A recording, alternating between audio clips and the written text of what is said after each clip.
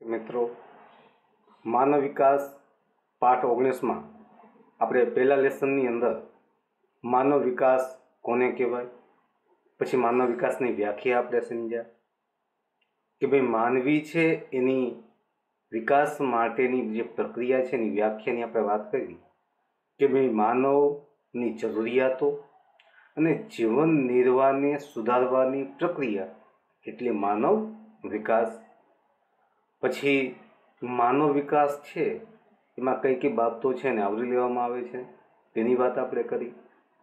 આજે આપણે લેસન 2 ની અંદર માનવ વિકાસ આંક એટલે કે હ્યુમન ડેવલપમેન્ટ ઇન્ડેક્સ, માનવ વિકાસ આંક શું છે, તેની આંકડાકીય માહિતીઓ આપણી પાસે શું રહેલી છે અને વિશ્વના બીજા દેશો સાથે ભારતનો માનવ વિકાસ કેટલો થયો છે તેની વાત આજના આપણે આ બીજા લેસનમાં તેની વાત કરવાના છીએ।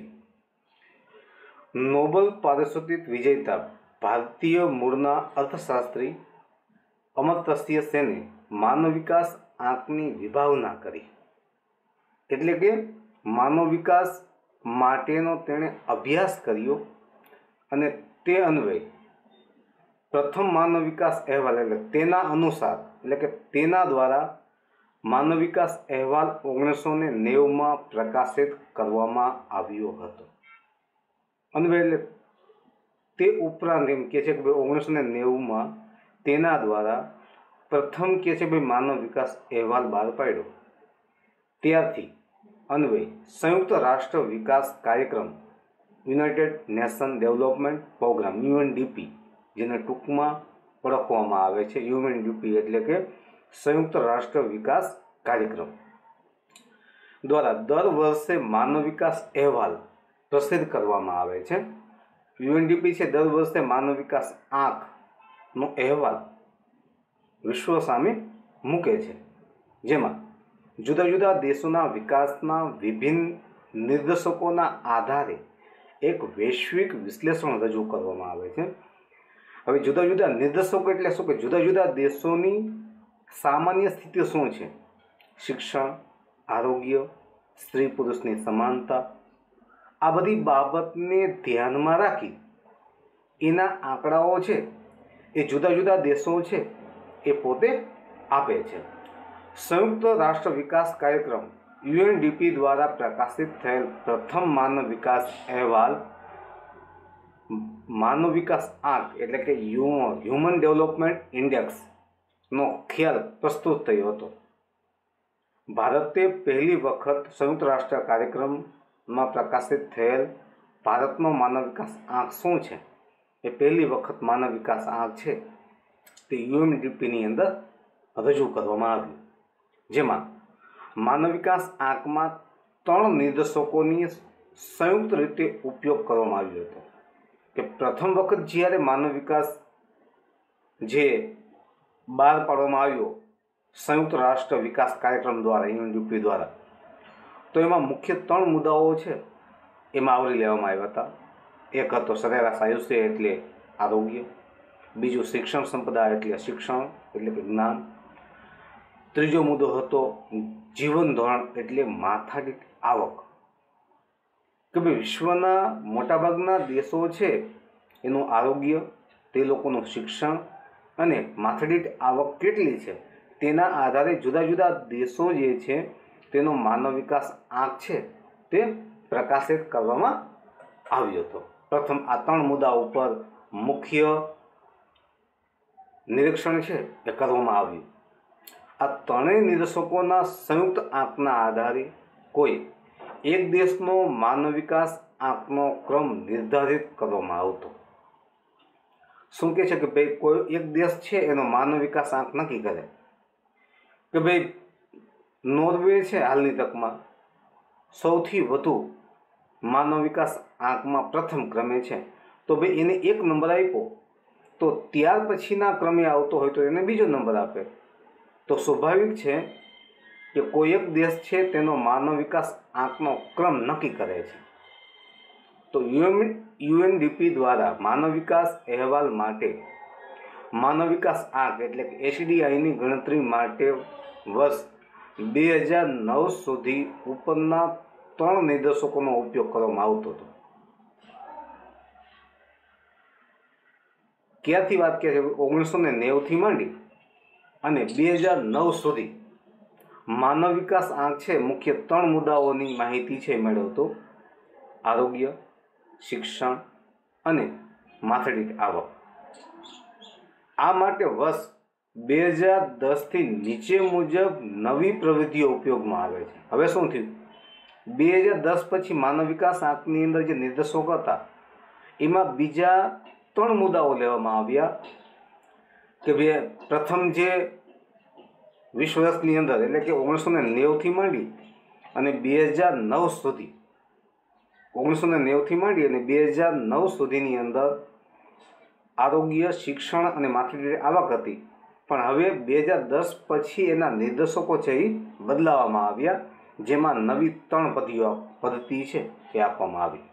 હવે એમાં કયા 3 મુદ્દા છે? જો અપેક્ષિત આયુષ્ય આંક નક્કી કર્યો. પહેલો મુદ્દો કે ભાઈ સરેરાશ ભક્તિનું આયુષ્ય કેટલું છે? રાષ્ટ્રના નાગરિકો છે એને શિક્ષણ અને આરોગ્ય કેવું છે, તો એ લોકો કેટલું આયુષ્ય ભોગવે છે. તો અપેક્ષિત આયુષ્ય આંક સરેરાશ આયુષ્ય એટલે કે આરોગ્ય અને દીર્ઘાયુના માપન માટે બાળકના જન્મ સમયે તે કેટલા વર્ષનું આયુષ્ય ભોગવી શકશે તેવી અપેક્ષાને અપેક્ષિત આયુષ્ય તરીકે ઓળખવામાં આવે છે. કે ભાઈ બાળક જન્મ ધારણ કરે છે તો એ કેટલા વર્ષ સુધી જીવી શકશે એવો સરેરાશ આંક છે એ બહાર પાડવામાં આવે છે. એટલે કે તેના આધારે તે નક્કી કરવામાં આવે છે કે બાળક છે એ સરેરાશ કેટલું જીવન જીવશે, જેમાં મહત્તમ 83.6 વર્ષ અને ન્યૂનતમ 20 વર્ષ નિર્ધારિત કરવામાં આવે છે. શું કહ્યું કે ભાઈ બાળક જન્મ સમયે સરેરાશ 83.6 વર્ષ એટલે કે 83 વર્ષ અને 6 મહિના સુધી જીવશે અને ઓછામાં ઓછું બાળક છે એ 20 વર્ષ જીવી શકશે. આવો આંક નક્કી કર્યો. માનવ વિકાસ અહેવાલ 2015માં ભારતનો અપેક્ષિત આયુષ્ય આંક હતો 68 વર્ષ છે. કે ભાઈ 2015માં આપણો સરેરાશ ભારતનો નાગરિક છે એ 68 વર્ષ સુધી જીવી શકશે. આવો સરેરાશ આંક છે નક્કી કર્યો. પછી બીજો નિર્દેશક છે શિક્ષણ આંક એટલે કે એજ્યુકેશન ઇન્ડેક્સ EI શિક્ષણ સંપાદન, જેના 2 પેટા નિર્દેશકો નીચે મુજબ છે. એમાં 2 ભાગ પાડ્યા છે કે ભાઈ શાળાકીય સરેરાશ વર્ષો એટલે કે મેન યર ઓફ સ્કૂલિંગ એટલે કે 25 વર્ષની પુખ્ત વ્યક્તિએ શાળામાં વિતાવેલા વર્ષો. 0 થી 25 વર્ષ સુધીનો વ્યક્તિ હોય એને શાળામાં કેટલા સમય સુધી શિક્ષણ લીધેલું છે. પેલો એક મુદ્દો લીધો જેમાં ઉચ્ચતમ 13.3 વર્ષ અને ન્યૂનતમ 0 વર્ષ નિર્ધારિત કરેલ છે. એટલે કે 25 વર્ષનો વ્યક્તિ છે એ શાળામાં સરેરાશ 13 વર્ષ અને 3 માસ સુધી ગયેલો હોવો જોઈએ, અથવા તો 0 થી ચાલુ થાય કે ભણવા ન ગયો હોય તો એનો પણ તેમાં આંક છે લેવામાં આવ્યો છે. જેમાં માનવ વિકાસ અહેવાલ 2015 મુજબ ભારતમાં શાળાકીય સરેરાશ વર્ષો 5.4 વર્ષ છે. જો શું કહે છે 2015ના આંકડાઓ મુજબ 25 વર્ષના પુખ્ત વ્યક્તિનો આંકડા લેવામાં આવ્યા ને તો એમાંથી માત્ર 5.4 વર્ષ સુધી જ માત્ર ભારતનો વ્યક્તિ બાળક છે એ પુખ્ત થાય છે ત્યાં સુધી ભણેલું છે. માત્ર 5મું ધોરણ જ માત્ર ભણેલો છે ત્યાં સુધીનું જ કહી શકીએ છીએ. સરેરાશ વાત થાય છે. હવે અપેક્ષિત શાળાકીય વર્ષો કે જે ખરેખર શાળાએ ગયેલા હોય અને શાળાએ જેને અભ્યાસ કર્યો હોય એનો પણ આમાં માત્ર એનો સમાવેશ કર્યો છે. તો 5 વર્ષનું બાળક પોતાના જીવનના કેટલા વર્ષો શાળામાં વિતાવશે તે વર્ષો. બાળક 5 વર્ષનું થઈ જાય ત્યાર પછી એ કેટલા સમય સુધી શાળાની અંદર અભ્યાસ કરશે એ બાબતને તેમાં આવરી લેવામાં આવે છે. એમાં ઉચ્ચતમ 18 વર્ષ અને ન્યૂનતમ 0 વર્ષ નક્કી કરેલ છે. શું કીધું છે?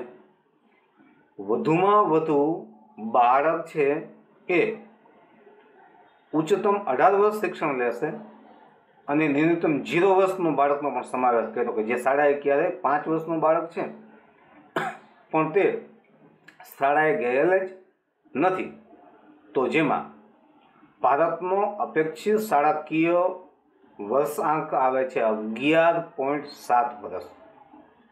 5 વર્ષ પછીથી માંડીની વાત કરે છે કે ભાઈ 5 વર્ષનું બાળક થયું હોય પછી શાળાએ ગયું તો એવા આંકડાઓ લીધા ને સરેરાશ, તો 11 વર્ષ અને 7 માસનો સરેરાશ રેશિયો આવે છે. પછી આવે છે આવકાંક, ઇન્કમ ઇન્ડેક્સ, II, જીવન ધોરણ, કે ભાઈ વ્યક્તિ છે એની આવક કેટલી છે તો એના આધારે એનું જીવન ધોરણ છે એ નક્કી કરવામાં આવતું હોય છે. તો જીવન નિર્વાહના માપન માટે માથાદીઠ કુલ ઘરેલું પેદાશ એટલે કે ગ્રોસ ડોમેસ્ટિક પ્રોડક્ટ પર કેપિટલ GDP ને માથાદીઠ કુલ રાષ્ટ્રીય આવક એટલે કે ગ્રાસ નેશનલ ઇન્કમ પર કેપિટા GNI સાથે પ્રસ્થાપિત કરવામાં આવે છે. માનવ વિકાસ અહેવાલ 2015માં ભારતની માથાદીઠ કુલ રાષ્ટ્રીય આવક $5,497 છે.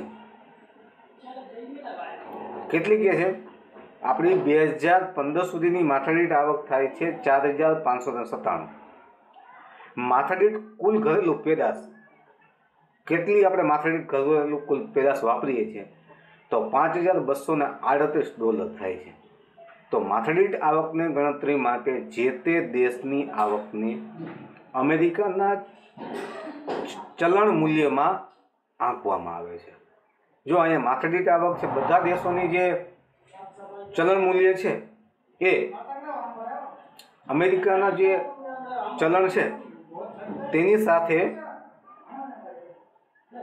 એની ગણવામાં આવે છે, જે સમખરીદ શક્તિ તરીકે ઓળખવામાં આવે છે. એટલે કે અમેરિકાનું જે ચલણ મૂલ્ય છે એ વિશ્વના બધા દેશો માટે સરખી માથાદીઠ આવક છે એના માપન માટે ઉપયોગ કરવામાં આવે છે.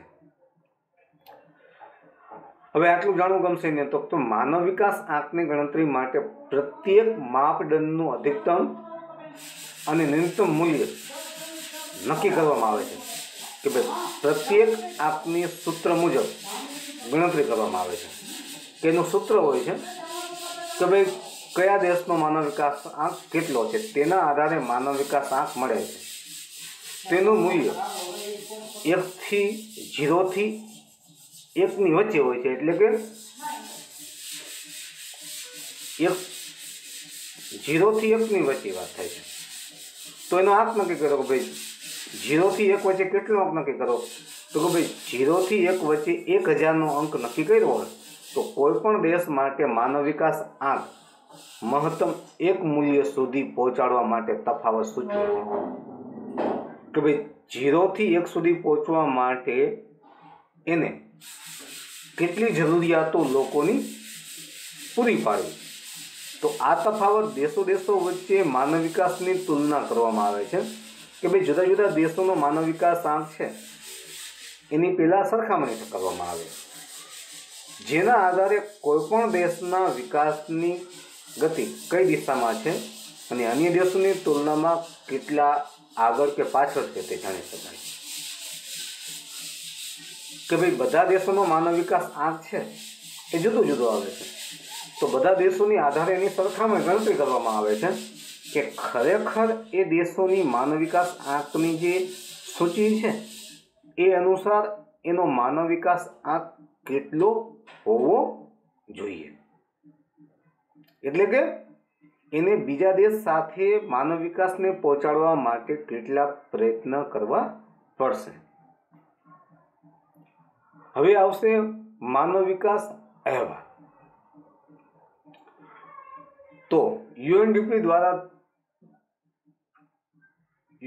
દ્વારા વર્ષ 1990 થી દર વર્ષે માનવ વિકાસ અહેવાલ હ્યુમન ડેવલપમેન્ટ રિપોર્ટ HDR બહાર પાડવામાં આવે છે કે ભાઈ કયા દેશનો માનવ વિકાસ આંક કેટલો છે.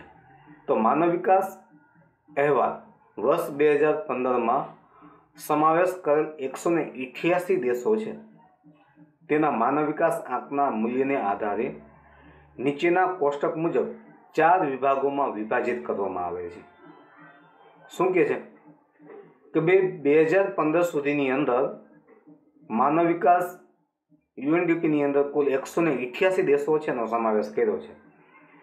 તો માનવ વિકાસ આંકને એના કોષ્ટક પ્રમાણે 4 ભાગમાં વહેંચવામાં આવે છે, જેમાં નોર્વે પ્રથમ ક્રમે છે જેનો માનવ વિકાસ આંક છે 0.944.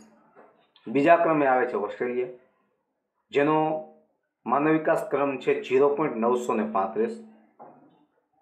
સ્વિટ્ઝરલેન્ડ ત્રીજા ક્રમે છે જેનો માનવ વિકાસ આંક છે 0.930.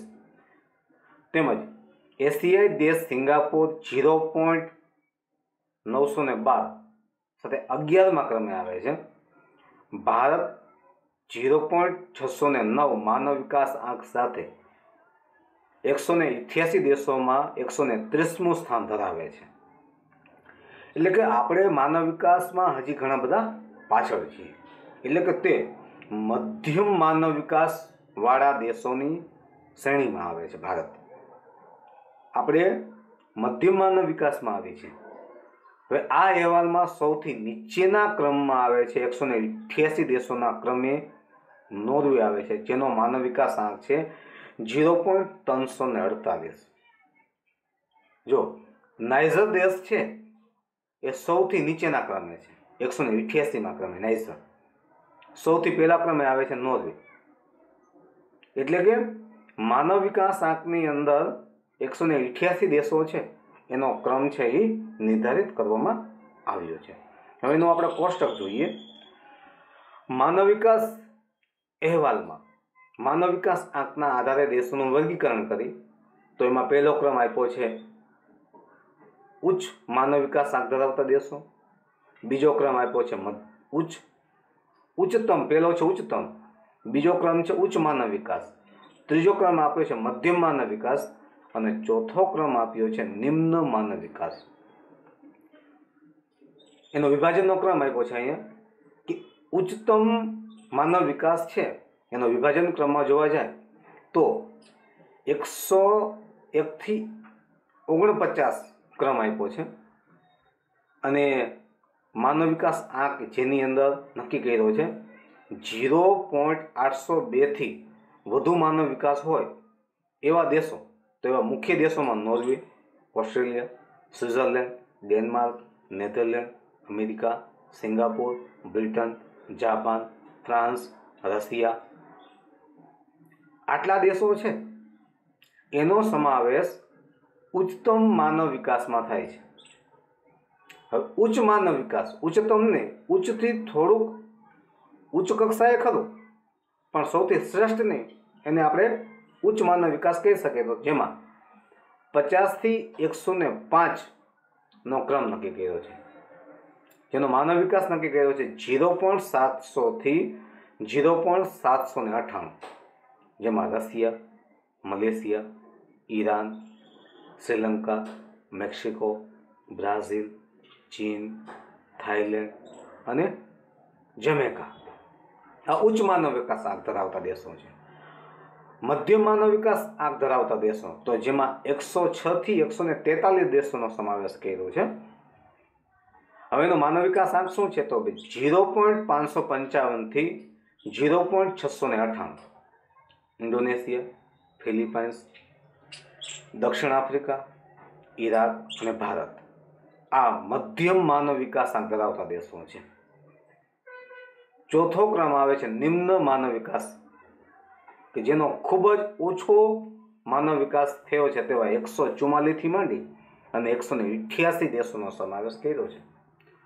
તો એનો માનવ વિકાસ આંક કેટલો નક્કી કર્યો કે 0.550 થી નીચો હોય તેવા દેશો તો જેમાં કેનિયા, પાકિસ્તાન, નાઇજીરિયા, ઝિમ્બાબ્વે અને નાઇજર આવા દેશો છે એનો સમાવેશ થાય છે. હવે ભારતનો માનવ વિકાસ આંક વર્ષ 1990માં 0.428 હતો. વર્ષ 2000માં 0.496 હતો. વર્ષ 2010માં ભારતનો માનવ વિકાસ આંક હતો 0.586. 2014માં ભારતનો માનવ વિકાસ આંક હતો 0.604 હતો અને વર્ષ 2015માં ભારતનો માનવ વિકાસ આંક આવ્યો છે 0.609. આમ ક્રમશઃ સુધારો થતો જોવા મળે છે કે ભારતમાં એવું જોવા મળે છે કે ભાઈ ભારતનો માનવ વિકાસ થઈ રહ્યો છે. હવે માનવ વિકાસ અહેવાલ 2015માં ભારત અને પાડોશી દેશોનું સ્થાન શું છે, ભારત સાથેની સરખામણી કરી છે કે ભાઈ પાડોશી દેશો અને ભારતનો માનવ વિકાસાંક કેટલો છે, તેનો ક્રમ, દેશ અને એસીડીઆઈ એટલે કે માનવ વિકાસ ઇન્ડેક્સ શું છે, હ્યુમન ડેવલપમેન્ટ ઇન્ડેક્સ. 73મા ક્રમે શ્રીલંકા છે જેનો એસીડીઆઈ છે 0.759. 90મા ક્રમે ચીન છે જેનો એસીડીઆઈ છે 0.727.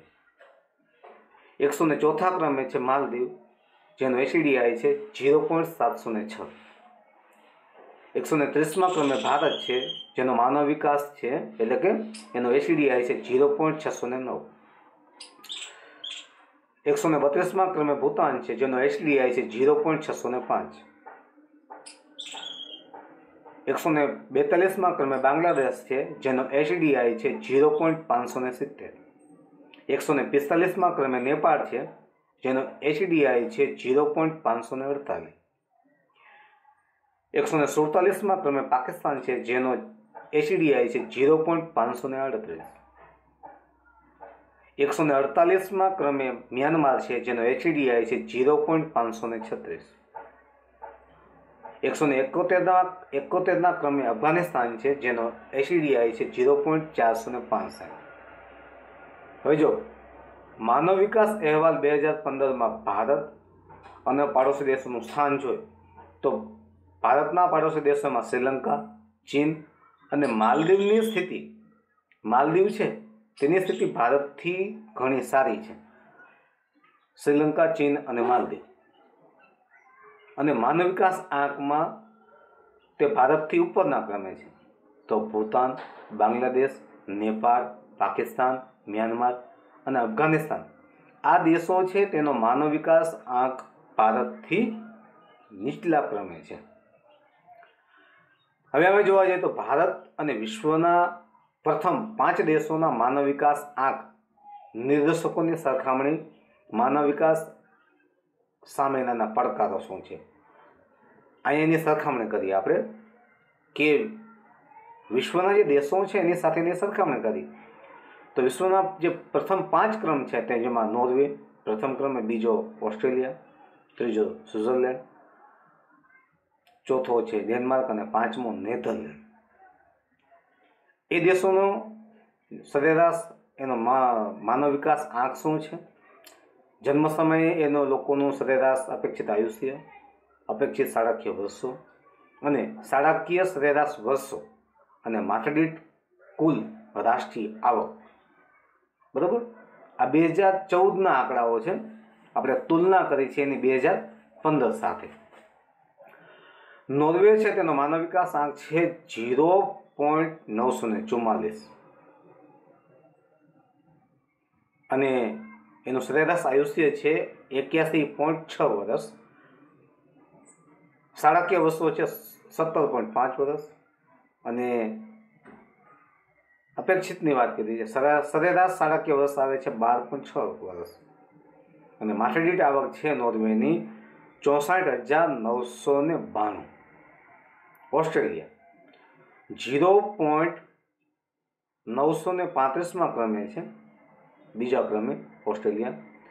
એનું જન્મ સમયે સરેરાશ આયુષ્ય 82.4 વર્ષ છે, અપેક્ષિત શાળાકીય વર્ષ છે 20.2 વર્ષ અને શાળાકીય સરેરાશ વર્ષ છે 13 વર્ષ. માથાદીઠ આવક છે એની 42,261.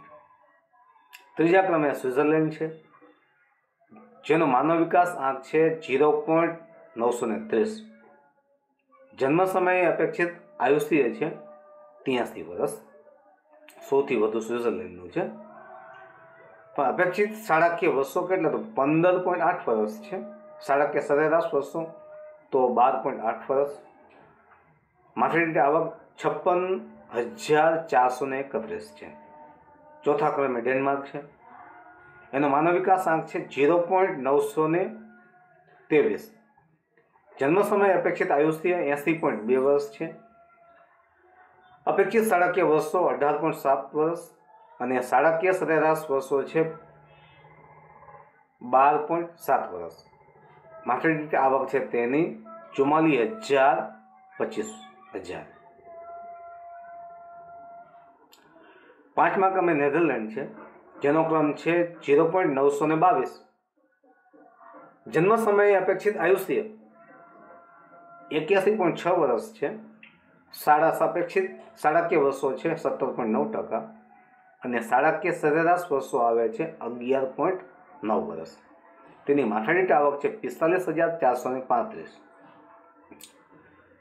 130મા ક્રમે ભારત આવે છે. ભારતનો માનવ વિકાસ આંક છે 0.609. જન્મ સમયે અપેક્ષિત આયુષ્ય 68 વર્ષ છે. આપણું 2015માં 2014ના આંકડાઓ લીધા છે. અપેક્ષિત શાળાકીય વર્ષો કેટલા? તો કે ભાઈ 11.7 વર્ષ છે અને શાળાકીય સરેરાશ વર્ષો કેટલા થાય? તો કે 5.4 વર્ષ. આપણી માથાદીઠ આવક થાય છે 5,497. હવે આવશે માનવ વિકાસ સામે પડકારો. ભારતનો માનવ વિકાસ શા માટે થયો નથી, એની સામે કયા પડકારો આવ્યા છે? તો માનવ વિકાસ અહેવાલમાં પ્રથમ 5 દેશોની સાથે સરખામણી કરતા જણાવી આવે છે કે ભાઈ ભારતે બધા જ નિર્દેશકો એટલે કે આરોગ્ય, શિક્ષણ, આવક એટલે કે માથાદીઠ આવક, રાષ્ટ્રીય આવકના ક્ષેત્રમાં ઘણી મંજિલ કાપવાની બાકી છે. આરોગ્ય, શિક્ષણ અને માથાદીઠ આવકમાં એટલે કે આવકના ક્ષેત્રમાં આપણે હજી ઘણા બધા પાછળ છે. માનવ વિકાસને દેશના જીવન નિર્જીવ ભૌતિક સાધનોના નહીં પરંતુ સજીવ માનવ સંપદાના વિકાસ સાથે સીધો સંબંધ છે.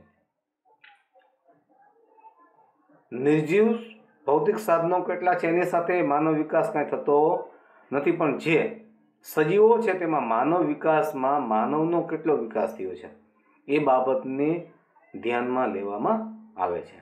માનવ વિકાસ આંકમાં માનવ વિકાસની પ્રગતિ આડે જે પડકારો દર્શાવ્યા છે, જેમાં ઉપર વિશેષ ભાર મૂકવામાં આવ્યો છે. ઉપરના જે આંકડાઓ કીધા છે તેની સામે કયા પડકારો છે? તો સવિશેષ ભાર મૂકવામાં આવી રહ્યો છે. તેમાં સ્વાસ્થ્ય એટલે આરોગ્ય, લેગિંગ સમાનતા એટલે સ્ત્રી પુરુષની સમાનતા, અને ત્રીજું છે મહિલા સશક્તિકરણ. કે માનવ વિકાસમાં આ 3 મુદ્દાઓ ઉપર વિશેષ ભાર મૂક્યો છે: આરોગ્ય, સ્ત્રી પુરુષની સમાનતા અને મહિલા સશક્તિકરણ. હવે આપણે આરોગ્ય જોઈએ એટલે કે સ્વાસ્થ્ય. આરોગ્ય વ્યક્તિના જીવન માટે જરૂરી અને કિંમતી મૂડી છે. શું કહે છે? આરોગ્ય છે વ્યક્તિના જીવન માટે જરૂરી અને કિંમતી મૂડી કીધી છે. વ્યક્તિનું કૌટુંબિક સામાજિક જીવન ઉચ્ચતમ બને તે માટે સૌથી પહેલાં તેનું સ્વાસ્થ્ય સારું રહે તે ખૂબ જ મહત્વનું છે. કારણ કે વ્યક્તિનું સ્વાસ્થ્ય છે સૌથી મહત્વનું છે. વ્યક્તિનું કૌટુંબિક સામાજિક જીવનથી પણ વધુ મહત્વનું સ્વાસ્થ્ય છે. તો ભારત સહિત વિકસતા દેશોમાં આરોગ્ય નીતિઓએ વસ્તી વૃદ્ધિ, સામાન્ય રોગો, કુપોષણ, અપંગતા, એઇડ્સ જેવા ચેપી રોગો અને માનસિક રોગો અને તેને સંબંધિત મુદ્દાઓ પર ધ્યાન કેન્દ્રિત કર્યું છે. વ્યક્તિ સામે અલગ અલગ જે આરોગ્યમાં કઈ કઈ સમસ્યાઓ નડે છે, તો વસ્તી વૃદ્ધિ, સામાન્ય રોગો, કુપોષણ, અપંગતા અને એઇડ્સ જેવા રોગો છે અથવા તો માનસિક રોગો છે. આ મુદ્દાઓ પર ધ્યાન કેન્દ્રિત કર્યું. આરોગ્ય ક્ષેત્રે કરેલ ખર્ચ માત્ર જીવનની ગુણવત્તા વધારવા માટે છે એવું નથી, પરંતુ માનવ સંસાધન વિકાસનું એક રોકાણ છે કે ભાઈ વ્યક્તિની જીવન ધોરણમાં ગુણવત્તામાં સુધારો આવે એના માટેનો એ પ્રયત્ન નથી આરોગ્યનો, પણ માનવ સંસાધન પાછળનું એક રોકાણ છે. કારણ કે જો માનવીનું આરોગ્ય સારું હશે તો તે આવનારા દિવસોમાં સારી કમાણી કરી અને રાષ્ટ્રને આપશે. તો ભારતમાં આરોગ્ય ક્ષેત્રે પ્રગતિ થઈ છે. બાળ રસીકરણ કાર્યક્રમમાં ઓપીવી પોલિયો માટેની છે, BCG 6 માટેની છે, હેપેટાઇટિસ B ઝેરી કમળા માટેની છે, DPT ડેથેરિયા એટલે કે મોટી ઉધરસ કે ધનુર માટેની રસી છે, ઓળી, MMR ટાઇફોઇડ વિરોધી રસી બાળકોને આપવાથી બાળ આરોગ્ય અને બાળ મૃત્યુ દરમાં ઘણો સુધારો લાવી શકીએ છીએ. જો આ તમામ પ્રકારની રસીઓ બાળકને આપવામાં આવે છે, જેના કારણે બાળકનું જે આરોગ્ય છે એમાં સુધારો ધીમે ધીમે આવતો જાય છે. એટલે કે બાળકનું જે આરોગ્ય છે, આયુષ્ય છે, ધીમે ધીમે વધતું જાય છે. આયોડિન, વિટામિન અને લોહ તત્વોની ઉણપ સામે ઝુંબેશ ચલાવી રહ્યા છીએ. આજે આપણે પ્લેગ, શીતળા, રક્તપિત્ત અને પોલિયો નિર્મૂળ કરી શકીએ છીએ. આજે ભારતમાં ક્યાંય પ્લેગ, શીતળા કે રક્તપિત્ત કે પોલિયો છે એને આપણે આજે દૂર કરી શકીએ છીએ. ઓળી, અછબડા, મેલેરિયા, ડેન્ગ્યુ, કમળો, કોઢ, ક્ષય, મધુપ્રેહ, કેન્સર, હૃદયરોગ વગેરે પર નિયંત્રણ સાધી શકીએ છીએ. પરિણામે માનવી લાંબુ, તંદુરસ્ત અને સ્વસ્થ જીવન જીવી રહ્યો છે. જન્મદર, મૃત્યુદર, બાળ મૃત્યુદરમાં આજે ઘટાડો નોંધાયો છે. સરેરાશ આયુષ્યમાં વધારો થયેલ છે. આજે આપણું આયુષ્ય વધ્યું છે. તેમ છતાં ભારતમાં ઘણા રાજ્યોમાં વસ્તી વૃદ્ધિ દર ઘટાડવા માટે ઊંચો પ્રજપ્તિ દર ઘટાડવો એ આરોગ્ય ક્ષેત્રે મહત્વનું લક્ષ્ય બની રહ્યું છે. ઘણા બધા રાજ્યોમાં આજે પણ જન્મદરનું પ્રમાણ વધુ છે.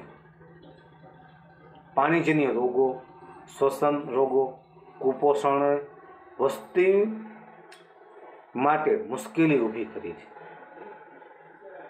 આ બધી સમસ્યાઓ આજે ઊભી થઈ છે. મહિલાઓ, બાળકો અને ગરીબ લોકો માટે પોષણ તત્વોની ખામી, મૂળભૂત ખનિજો, કેટલાક વિટામિનો અને પ્રોટીનની ઉણપ સ્ત્રીઓ અને બાળકોના અટકેલા અને અધૂરા વિકાસ માટે મુખ્યત્વે જવાબદાર છે. આજે પણ બાળકો અને મહિલાઓ છે એ કુપોષણનો ભોગ બને છે. પર્યાવરણીય પ્રદૂષણ અને ઝેરી પદાર્થનો ઉદ્ભવ રોજિંદા જીવનમાં નવા પડકારો છે. વધતા શહેરીકરણ, ગીચ વસવાટોમાં નવી આરોગ્ય સુવિધાઓ માટે સમસ્યાઓ ઊભી કરી છે. આ નવા પડકારો ઝીલવા માટે અગાઉની આરોગ્ય કાર્યસૂચિમાં વિશેષ ધ્યાન અને ફેરફાર કરવા જરૂરી બન્યા છે. આ બધી બાબતમાં આજે ઘણો બધો બદલાવ લાવવાની જરૂર છે. લૈંગિક સમાનતા, સ્ત્રી પુરુષ સમાનતા જોવા જાય તો ભારતનું બંધારણ તમામ નાગરિકોને સમાનતા અને ન્યાયની બાંહેધરી આપે છે. ભારતનું બંધારણ છે એ સ્ત્રી અને પુરુષ બધાને સરખી જ માન્યતા છે આપેલી છે, બાંહેધરી આપી છે. 2011ના વસ્તી ગણતરીના અહેવાલ પ્રમાણે ભારતની કુલ વસ્તીના 48.46% સ્ત્રીઓ અને 51.54% પુરુષો છે. એટલે કે સ્ત્રીઓ કરતાં પુરુષોની વસ્તી ભારતમાં વધુ છે. એ દ્રષ્ટિએ જોઈએ તો ભારત જ નહીં પણ વિશ્વના કોઈપણ દેશની પ્રગતિ અને વિકાસમાં માનવ વિકાસ તરીકે સ્ત્રીની ભૂમિકા અગ્રણીય છે. માનવ વિકાસમાં સ્ત્રીઓ છે તેનો પણ તેટલો જ હિસ્સો છે એ રહેલો છે. માનવ વિકાસમાં સ્ત્રીઓ છે એ પણ એટલી જ મહત્વની છે. પરંતુ સ્ત્રી પુરુષની જૈવિક ભિન્નતાની સાથે સામાજિક અને સાંસ્કૃતિક દૃષ્ટિકોણથી સ્ત્રીઓનો ઉછેર અને અપેક્ષાઓ અલગ હોવાથી બંનેના વિકાસ પંથમાં અલગ રહે છે.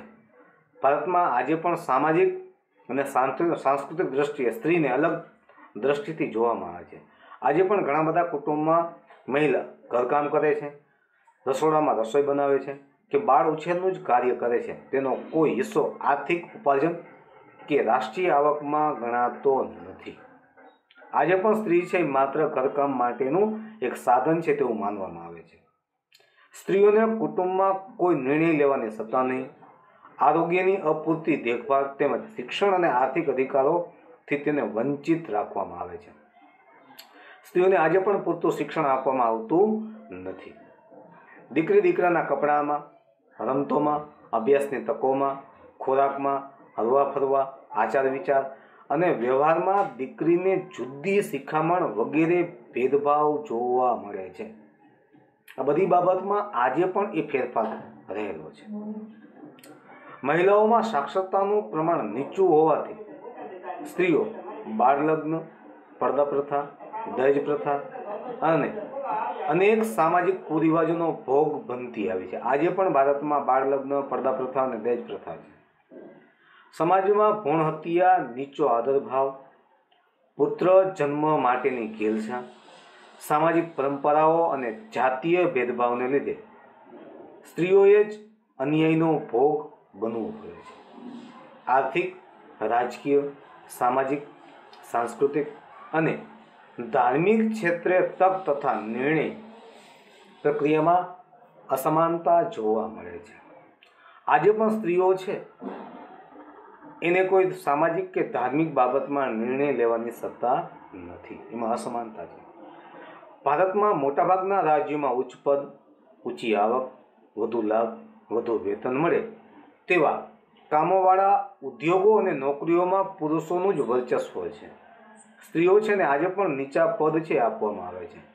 સંસદમાં મહિલાઓનું સાંસદનું પ્રમાણ માત્ર 12.42% જેટલું છે.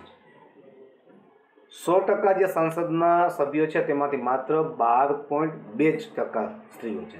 સંસદ, વિધાનસભાઓ, વરિષ્ઠ અધિકારીઓ, મેનેજરો, કંપનીઓના ડિરેક્ટરો, વ્યવસાયિક અને ટેકનિકલ ક્ષેત્રે મહિલાઓનું ઓછું પ્રમાણ વગેરેમાં સ્ત્રી પુરુષ ભેદભાવ સ્પષ્ટ રીતે જોવા મળે છે. ભારતમાં સ્ત્રી પુરુષ સમાનતાનું આંકડાકીય વિશ્લેષણ કરીએ આપણે, એનો કોષ્ટક જોઈએ. માનવ વિકાસ અહેવાલ 2015 મુજબ સ્ત્રી અને પુરુષ, તો એમાં સ્ત્રી અને પુરુષમાં જોવા જાય તો માનવ વિકાસ આંક એટલે કે HDIમાં સ્ત્રીઓ છે એનો માનવ વિકાસ આંક છે 0.525, પુરુષોનો છે 0.661. જન્મ સમયે અપેક્ષિત આયુષ્ય ભારતનું સરેરાશ 68 વર્ષ છે, તો સ્ત્રીઓનું આયુષ્ય કેટલું છે તો 69.5 વર્ષ, પુરુષોનું આયુષ્ય છે 66.6 વર્ષ. એટલે કે સ્ત્રીઓ છે એ પુરુષ કરતાં 3 વર્ષ વધુ જીવે છે. એ બાબતમાં એક માત્ર આગળ છે. પછી જોવા જાય અપેક્ષિત શાળાકીય વર્ષ, ભારતનો અપેક્ષિત શાળાકીય વર્ષ છે 11.7 વર્ષ, તો સ્ત્રીઓનો સરેરાશ અપેક્ષિત આયુષ્ય વર્ષ શાળાકીય વર્ષ કેટલો છે 11.3 છે, તો પુરુષોનો છે 11.8. શાળાકીય સરેરાશ વર્ષો કેટલા છે તો 5.4 વર્ષ છે ભારતના, તો જેમાં સ્ત્રીઓ છે એ 3.6 વર્ષ જ આવે છે, જ્યારે પુરુષો છે 7.2. માથાદીઠ આવક $5,497 છે, તો જેમાં સ્ત્રીઓ છે એની આવક છે માત્ર $2,116 છે, તો પુરુષો છે એની આવક છે $8,656 છે. શ્રમશક્તિમાં ભાગીદારી જોવા જાય તો 15 વર્ષથી વધુ વયમાં, તો એમાં સ્ત્રીઓ માત્ર 27.0% છે, તો પુરુષો છે એ 79.9% છે. એટલે જો શ્રમશક્તિમાં સૌથી વધુ આગળ પુરુષો છે. સંસદમાં પ્રતિનિધિત્વ પ્રમાણે જોવા જાય 2014ના આંકડા પ્રમાણે તો 12.2% માત્ર સ્ત્રીઓ છે સંસદમાં, તો પુરુષો છે એ 77.8% છે.